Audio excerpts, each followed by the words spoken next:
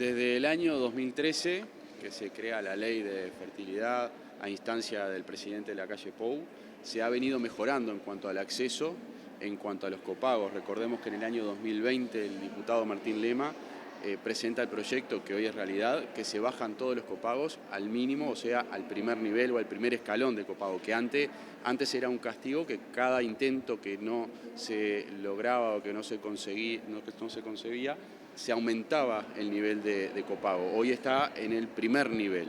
Tenemos el desafío de mejorar el acceso, no solo en cuanto a barreras económicas, sino también de acceso a la prestación. La prestación está incluida, las de baja complejidad en los prestadores de salud y la de alta complejidad en el Fondo Nacional de Recursos, pero también el acceso geográfico, porque como vimos los datos que se presentaron, las solicitudes están concentradas en la zona metropolitana, los departamentos de Montevideo, Canelones, Maldonado, San José, por lo cual tenemos que acercar las propuestas que ya están contempladas en el sistema de salud hacia el interior del país y que las parejas y las mujeres del resto de los departamentos tengan mejor acceso. Sin duda que el desafío es seguir trabajando en bajar barreras, porque lo que el país necesita es aumentar la tasa de natalidad y los tratamientos de fertilidad que están desde el año 2013 son un insumo y una herramienta muy favorable para poder que las familias y las mujeres y las parejas que quieran tener hijos puedan tenerlo. Satjian, hablando de copagos, ¿por qué las mamografías no tienen un ticket mínimo como si el Papa Nicolau, siendo el cáncer de mama la primera causa de muerte entre las mujeres uruguayas? Bueno, esa situación se viene arrastrando en el sistema de salud y sin duda que los copagos siempre están en evaluación. Son a veces los copagos tasas moderadas para otro tipo de servicios, no para estudios como estos estudios de screening. Nosotros no hemos cambiado lo que es la ecuación en cuanto a copagos, sino que ya viene de periodos anteriores. Está en evaluación en la JUNASA. ¿Por qué tiene ese copago caro, siendo que es la primera causa de muerte entre las mujeres, el cáncer de mama? Sin duda que hay que seguir estudiándolo, por eso le estoy explicando que viene de periodos para estudiar, para evaluar y en la medida que sea posible mejorarlo. Recordemos que en el caso de ACE no tienen copago, en el caso de otros prestadores no tienen copago, que forma parte de las metas asistenciales, la medición de mamografía y los estudios de screening para el caso de cáncer y que sin duda que en el Ministerio de Salud Pública, a través de la JUNASA, que es el órgano competente en cuanto al establecimiento de los copagos, esa y otra barrera, como puede ser la económica en los tratamientos de fertilidad, son puntos para analizar y eventualmente poder definir alguna decisión en ese sentido. ¿Qué evaluación se está haciendo de la campaña contra la gripe? Bueno, la campaña de la gripe viene marchando muy bien, empezó más temprano en el tiempo que años anteriores, este año empezamos en abril. Llevamos 365.000 dosis suministradas, lo cual ya estamos más allá de la mitad de la campaña, ya hemos pasado el 50% de la campaña de vacunación y estamos iniciando junio, por lo cual todavía nos queda varias semanas para la llegada del invierno, la llegada de la época más compleja en cuanto a la circulación de influenza, por lo cual tenemos que seguir insistiendo en que las personas se vacunen. Si bien es una campaña que inició antes, que viene con buenos resultados, queremos hacer el llamado a que las personas se vacunen, que concurran a los cientos de vacunatorios que están desplegados en todos los departamentos para que reciban la dosis de la vacuna antigripal y poder estar protegidos contra el invierno. Estamos en una medición de un aumento de consultas por cuadros gripales, no así de internaciones, el nivel de internaciones viene en un nivel más bajo que años anteriores, pero sí de consultas en los servicios de salud, que suele suceder en esta época del año. El año pasado se había adelantado la circulación del virus, por eso este año adelantamos también la campaña de vacunación y eso viene avanzando, que todavía hay semanas para la llegada del invierno y hacemos el llamado a que se vacunen las personas que aún no lo han hecho.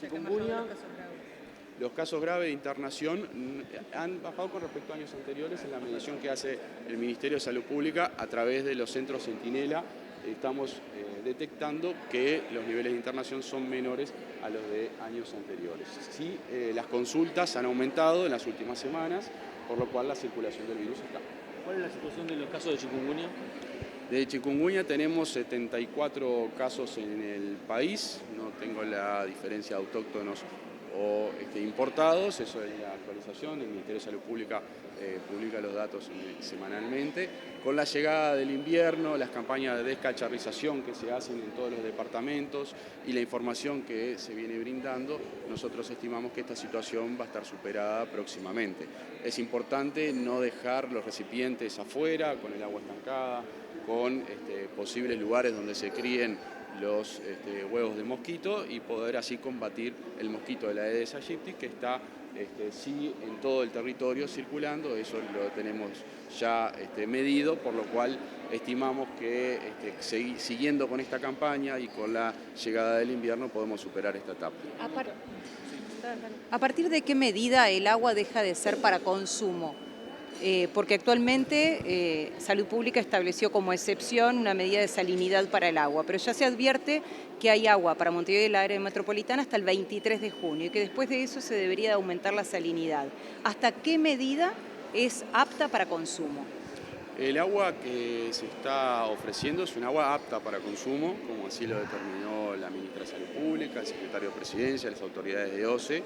Nosotros estamos en comunicación constante con las autoridades de OCE, las autoridades de la Orsea y también con los técnicos, los expertos de las cátedras, justamente para tener una evaluación al día de la situación y para también tener una evaluación del futuro de los posibles escenarios que puedan surgir, porque esto, como sabemos, es un escenario que se va viendo y midiendo día a día de acuerdo a los consumos, de acuerdo a las mezclas, de acuerdo a la situación meteorológica, de acuerdo a varios factores. Se está trabajando en el Ministerio de Salud Pública como para poder trabajar pensando en el futuro.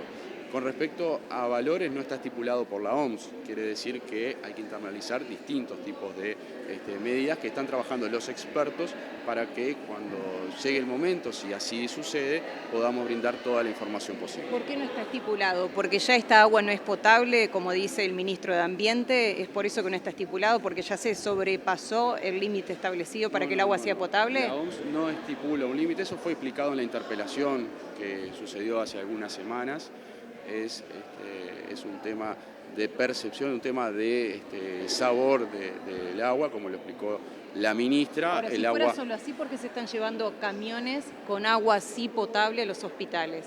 Por cuanto al tema de los hospitales, allí sí hay personas con cuadros como los que el Ministerio de Salud Pública ya advirtió, con temas de cardiopatías o cuadros graves de hipertensión, y por eso es que se necesita tener otro sistema. Pero en las escuelas agua también se da agua embotellada. Por el tema de menores, pero el agua que estamos consumiendo es un agua apta para consumo, como así quedó estipulado en la ¿Y interpelación. cómo pueden determinar entonces el límite cuando ya no sería apta para consumo, ya que no es una cifra que determina la OMS? Eso es un tema que estamos trabajando con las cátedras, con los expertos y que eventualmente cuando llegue el momento vamos a estar explicando públicamente. Gracias.